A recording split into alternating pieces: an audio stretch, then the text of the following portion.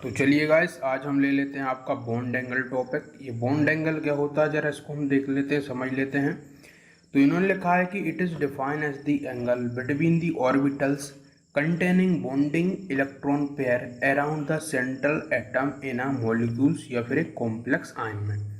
क्या होता है, बिल्कुल आसान चीज़ है कि हमने इसको इस तरह से डिफाइन किया है कि एक जो है एक एंगल जो कि बनता हो किसी भी दो ऑर्बिटल या फिर जितनी भी ऑर्बिटल हैं उनके बीच में।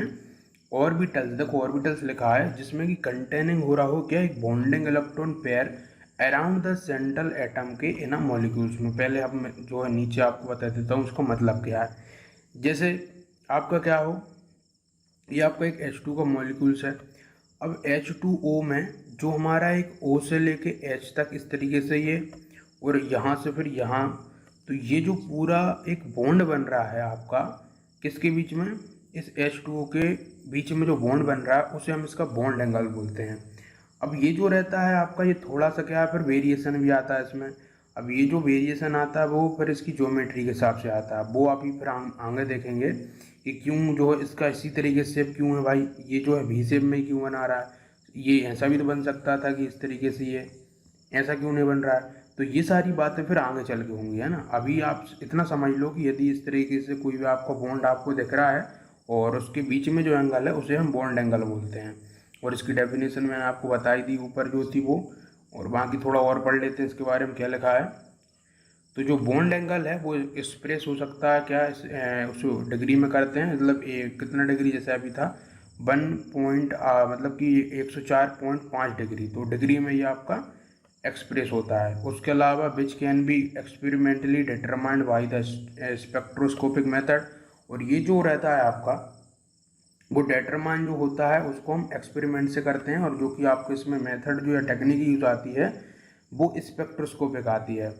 और it gives some ideas regarding the distribution of orbitals around the central atom. अब सबसे इंपॉर्टेंट चीज़ जो हमें बताता है कोई भी बॉन्ड एंगल, वो ये बताता है कि उसकी जो ऑर्बिटल्स हैं, मतलब कि जो इससे, देखो हमको पता है कि इसके पास ऑर्बिटल्स होंगी, और उन ऑर्बिटल्स में जाके एच का जो हमारा हाइड्रोजन का एटम्स है उसने अपने इलेक्ट्रॉन देकर इसके संग बॉन्ड बनाया होगा इसके ऑर्बिटल के साथ।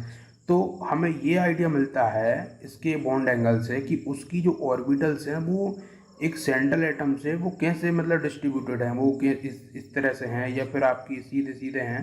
तो ये हमें बॉन्ड एंगल बताता है। तो हमने क्या किया है, अब आगे चल के आप इनके शेप्स वगैरह देखोगे तो वो जो शेप्स आपके निकले हैं वो इसी के बेस पे निकले हैं कि उनके बीच का एंगल कितना था, फिर उनके बीच की बॉन्ड लेंथ कितनी थी। तो इन सारी बातों को फिर इन्होंने क्या किया है, पूरा सही क्रम में जमाते हुए फिर इनके स्ट्रक्चर बनाए हैं।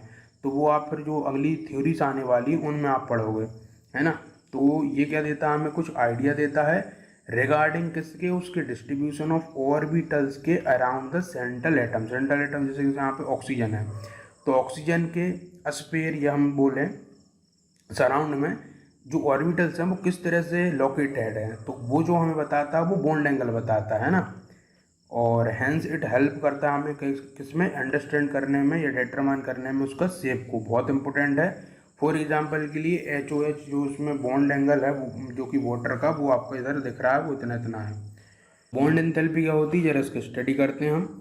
तो बॉन्ड एंथैल्पी क्या है देखिए, तो it is defined as the amount of energy required to break one mole of bonds of a particular type between two atoms in a gaseous state. क्या है मतलब इसका, कि जब भी हम क्या कर रहे हो, किसी भी पर्टिकुलर टाइप का बॉन्ड जो है किसी भी मतलब एटम से बना हुआ, मतलब एक क्या है हमारा, देखो इसको समझना बहुत इंपॉर्टेंट है, कई बच्चे इसमें बहुत कंफ्यूज होते हैं। बिल्कुल ध्यान से सुनो मैं क्या बोल रहा हूँ, कि ये जो आपकी डिफाइन है, एक अमाउंट ऑफ एनर्जी जो कि रिक्वायर हो रही हो ब्रेक कराने में, तोड़ने में, एक मोल ऑफ जो है बॉन्ड्स को, ये बहुत इंपॉर्टेंट है, एक मोल ऑफ बॉन्ड्स को तोड़ने में एनर्जी जो रिक्वायर हो रही हो उसे हम बोल रहे हैं आपकी क्या, बॉन्ड एंथैल्पी, है ना। ये जो है एक मोल ऑफ बॉन्ड को तोड़ने में।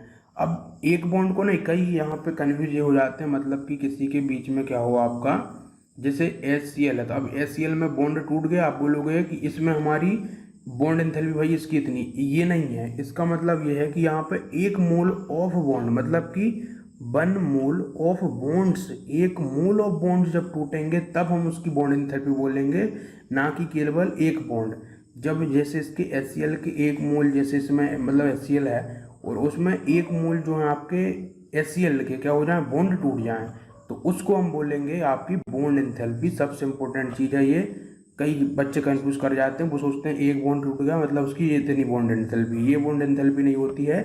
एक मोल ऑफ बॉन्ड टूटने पर जो एंथैल्पी हमें लगानी पड़ती है, जब वो उतनी एनर्जी देनी पड़ती है, उसे हम बोलते हैं उसकी बॉन्ड एंथैल्पी। यही यहाँ पे इंपॉर्टेंट लाइन थी, वो मैंने आपको बता दी, बाकी सब तो फिर एकदम समझ जाओगे आप। तो one mole of bonds of a particular type, particular type का मतलब डबल बॉन्ड, सिंगल बॉन्ड, ये इस तरह का है ना। तो particular type between two atoms के, है ना, ये जो बात याद रखनी, टू एटम्स होता है, ऐसा नहीं कि एक ही एटम हो। तो टू एटम के बीच का इन अ गैसियस स्टेट में उसकी, और ये बात भी बहुत इंपॉर्टेंट है, उसकी क्या है, गैसियस स्टेट होगी। The unit of a bond enthalpy जो होगी आपकी किलो जूल पर मोल होगी, जैसा कि अभी थी आपकी किसमें, बॉन्ड लेंथ में भी थी यही आपकी। फॉर एग्जांपल के लिए जो एच बॉन्ड है आपका, bond enthalpy in the hydrogen molecules की, वो कितनी है, 435.8 किलो जूल पर मोल। मतलब कि ऐसे एच के हम एक मोल जो है एच तोड़ देंगे, ये तो आपका एक ही है। अब ऐसे ही क्या हो, एक मोल जब हमारे पास एच होंगे तो उनके बीच का हम बॉन्ड जब तोड़ेंगे तो उसमें जो एनर्जी रिक्वायर्ड होगी 435.8 किलो जूल होगी। समझ रहे हो, एक मोल को करने में बहुत आसान है, समझ गए होंगे आप। और इसमें आपको दिख रहा है ये पॉजिटिव, मतलब कि एनर्जी रिक्वायर होती है इसको, मतलब इसमें एनर्जी देनी पड़ती है तब जाके बॉन्ड टूटता है। ऐसा नहीं है कि हम बॉन्ड तोड़ेंगे और एनर्जी मिलेगी, हम एनर्जी देंगे तो बॉन्ड टूटेगा। ये यहाँ पे इम्पोर्टेंट है। तो H2 जो गैस है, तो जब ये क्या हो जाए, एच अलग हो जाए, तो जब हमारी एनर्जी इसमें जो लगती है उसे हम इसकी बॉन्ड एंथैल्पी बोलते हैं, जो कि इसकी कितनी है, 435.8 किलो जूल पर मोल है। और सिमिलरली जो bond enthalpy for a molecules containing a multiple bond जो हो, यदि जैसे कि आपका O2 है या फिर N2N में क्या है, जैसे O2 में डबल बॉन्ड है और N2 में जो ट्रिपल बॉन्ड है, तो जैसे जैसे हमारा क्या हो जाएगा, बॉन्ड बढ़ते जाएंगे, वैसे वैसे उसकी एनर्जी बढ़ती जाएगी। डबल बॉन्ड के लिए थोड़ी और ज़्यादा, ट्रिपल बॉन्ड के लिए और ज़्यादा। तो जैसे जैसे आपके क्या होंगे, बॉन्ड बढ़ेंगे, वैसे वैसे हमारी बॉन्ड एंथैल्पी भी बढ़ेगी। तो it is important that the larger the bond diffusion enthalpy, मतलब क्या है कि जितनी ज़्यादा आपकी बॉन्ड डिफ्यूजन एंथैल्पी होगी, stronger will be the bond in the molecules. तो यहाँ से इम्पोर्टेंट बात आपकी निकल के आई है, हाईलाइट कर देता हूँ मैं, कि जितनी ज़्यादा बॉन्ड को तोड़ने में हमको एनर्जी प्रोवाइड करनी पड़ रही है, देनी पड़ रही है, तो उसका ये मतलब है कि उतना ही अधिक उसमें क्या है, स्ट्रॉन्ग बॉन्ड है उस मॉलिक्यूल्स का। तो और इससे फिर एक और बात भी समझ आती है कि वो उतना ही अच्छे स्टेबल कंपाउंड भी है ना। फॉर एग्जांपल के लिए हीट्रो न्यूक्लियर आपके डायटोमिक मॉलिक्यूल, जैसे कि आपका HCl है, तो HCl में क्या होता है, हमको 431 पॉइंट आपकी इतनी एनर्जी देनी पड़ती है। तो इससे क्या समझ आ रहा है कि इसके बीच का जो भी बॉन्ड है वो अच्छा खासा है, स्ट्रॉन्ग है ना। इन केस ऑफ अ जो है पॉली एटॉमिक मॉलिक्यूल्स में, तो जो measurement of a bond strength is more complicated, तो वहाँ पे जो उसकी बॉन्ड स्ट्रेंथ का मतलब पता कर पाना वो हमारे लिए बहुत कॉम्प्लिकेटेड हो जाता है। जैसे कि हम केस लें आपका H2O का। पॉली एटॉमिक तो आपको पता है क्या होते हैं, जिसमें कि दो से अधिक क्या हो रहे हों, एटम्स जोड़ के मॉलिक्यूल्स बना रहे हैं, उसे पॉली एटॉमिक बोलते हैं। और ये आपका जो था हेट्रो न्यूक्लियर, तो उसमें दो में काम हो जाता है, और पॉली में क्या होता है, दो से अधिक होते हैं। जैसे कि आपका H2 है, तो H2O जो मॉलिक्यूल्स है, तो यहाँ पर जो enthalpy needed to break the two OH bond is not the same. मतलब क्या है कि मान के चलिए इधर से एक OH है, यहाँ से एक इधर है, तो इसको तोड़ने में कुछ और एनर्जी लगेगी, इस वाले को तोड़ने में कुछ और एनर्जी लगेगी। तो इसके लिए बहुत हमारे लिए क्या हो जाता है, कॉम्प्लिकेटेड हो जाता है, भाई कौन सा OH टूट रहा है, कौन सी बॉन्ड की स्ट्रेंथ मतलब पता चल रही है, तो ये हमारे लिए बहुत कॉम्प्लिकेटेड हो जाता है ना। तो सब चीज़ों का सॉल्यूशन है, इसका सॉल्यूशन ही होगा। देखते हैं ज़रा क्या है भाई। तो क्या लिखा है, तो H2O जो आपका है, तो उसमें जो H गैस और OH को अलग करने में जो हमारी लगती है वो 502 किलो जूल पर मोल लग रही है। और वहीं पे OH को जब फिर तोड़ते हैं तो उसमें जो एनर्जी लग रही है वो हमारी 427 लग रही है। अब ये क्या लपड़ा भाई, यहाँ पे भी वही काम है, H ही अलग कर रहे हैं, तो यहाँ पे जब H अलग कर रहे हैं तो 502 देनी पड़ रही है, थोड़ी ज़्यादा देनी पड़ रही है, लेकिन यहाँ पे जब H अलग कर रहे हैं तो हमें 427 देनी पड़ रही है। तो अब ये क्या डिफरेंस, इसका क्या बताना चाह रहा है वो हम इसमें देखेंगे।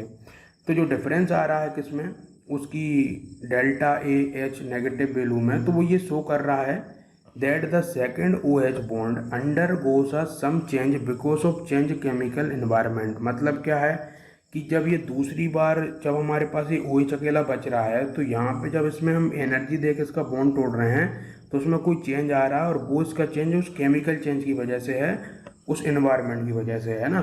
और this is the reason for the some difference in the energy, और यही कारण है कि उसकी जो एनर्जी है वो डिफरेंट आ रही है of same O H bond का इन अ डिफरेंट मॉलिक्यूल्स में। अब इसी तरीके से जैसे कि आपका C2H5 जो कि इथेनॉल है एंड वाटर है, तो इनमें भी इसी तरह का केस आपको मिलने वाला है ना। तो दियर फोर है ना पॉलीएटॉमिक मॉलिक्यूल्स में जो टर्म मीन या फिर एवरेज बॉन्ड एंथैल्पी इस यूज़ होती है। मतलब कि जैसे हमें ये दो वैल्यू मिल रही थी, तो हम क्या करेंगे, इनका एवरेज ले लेंगे, मतलब 502 प्लस 427 और इसको 2 से डिवाइड कर देंगे, और जो वैल्यू हमें मिलेगी हम बोलेंगे भाई साहब वो उसकी बॉन्ड डिस्टेंस एंथैल्पी है या फिर बॉन्ड एंथैल्पी है ना। तो फिर इसका हमें मीन या फिर एवरेज लेना पड़ता है, और it is obtained by the dividing the total bond enthalpy by the number of bond broken is explain below in case of the water molecules के लिए। तो इसके लिए हमने क्या किया, 502 प्लस का 427 ओवर 2 से इसको डिवाइड करके हमें ये वैल्यू मिली। तो इस तरीके से हम इसका एवरेज वगैरह लेके ये पता करते हैं ना, और कोई इतनी कठिन है नहीं है, बहुत आसान चीज़ है। तो इसमें शायद देखते हैं इतना ही है या फिर और कुछ है। तो बिल्कुल इसमें इतना ही था। अब आगे देखेंगे हम बॉन्ड ऑर्डर को। अब याद रखना ये सारी चीज़ें क्या चल रही हैं, ये एक बॉन्ड पैरामीटर चल रहे हैं। बॉन्ड पैरामीटर जो हैं आपके, हमने बॉन्ड लेंथ को पढ़ा, हमने बॉन्ड एंथैल्पी को पढ़ा, फिर हमने जो है ये बॉन्ड एंगल वगैरह को पढ़ा है ना। तो ये हम पढ़ते आ रहे हैं। अब हम देखेंगे आगे बॉन्ड ऑर्डर के बारे में। ये भी बहुत इंपॉर्टेंट टॉपिक है अपने आप में, तो इसको हम अगले लेक्चर में देखेंगे बॉन्ड ऑर्डर के बारे में। तो आई होप आपको पूरा लेक्चर अच्छे समझ आया होगा। यदि आपने पूरा देख लिया है, कंप्लीटली देख लिया है, तो प्लीज़ लाइक और शेयर करके ज़रूर जाइएगा वीडियो को। फिर मिलते हैं, टिल देन बिल्कुल आप जो है हेल्दी रहें और अच्छे से स्टडी करते रहें। All the very best.